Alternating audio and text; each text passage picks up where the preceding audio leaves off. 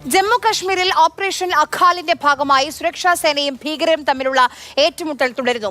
കുൽഗാമിലെ അഖാൽ വനമേഖലയിലാണ് ഏറ്റുമുട്ടൽ നടക്കുന്നത്. ഇതുവരെ 2 ഭീകരരെ സുരക്ഷാ സേന വധിച്ചിട്ടുണ്ട്. അർജുൻ പീതാംബരൻ തുടരുന്നുണ്ട്. അർജുൻ, ഇപ്പോഴും ഓപ്പറേഷൻ ഓൺഗോയിങ് ആണോ? ഇപ്പോഴും ഈ ദൗത്യം നടന്നുകൊണ്ടിരിക്കുകയാണ്. 5 ഭീകരരെയാണ് സുരക്ഷാ സേന വളഞ്ഞത്. അതിൽ 2 പേരെ വധിച്ചിട്ടുണ്ട്. മൂന്നാമതൊരു ഭീകരന് കൂടി വെടിയേറ്റതായിട്ടുള്ള റിപ്പോർട്ടുകൾ പുറത്തു വന്നിട്ടുണ്ട്. പക്ഷേ ആ ഭീകരന് എന്ത് സംഭവിച്ചു എന്നുള്ള കാര്യം ഇപ്പോൾ സേനാവൃത്തങ്ങൾ ഔദ്യോഗികമായി അറിയിച്ചിട്ടില്ല.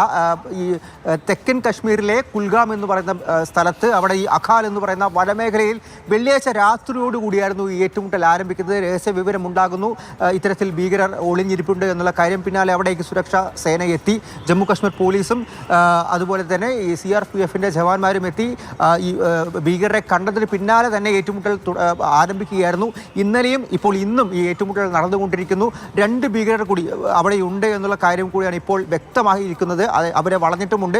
കൂടുതൽ സേന ഈ പ്രദേശത്തേക്ക് എത്തുന്നുമുണ്ട്. എന്തായാലും ആ വെടിയേറ്റ മൂന്നാമത്തെ ഭീകരർ എന്ത് സംഭവിച്ചു എന്ന കാര്യം കൂടി ഇപ്പോൾ അന്വേഷിച്ചുകൊണ്ടിരിക്കുകയാണ്. അവിടെ തിരച്ചിലും നടന്നുകൊണ്ടിരിക്കുകയാണ്.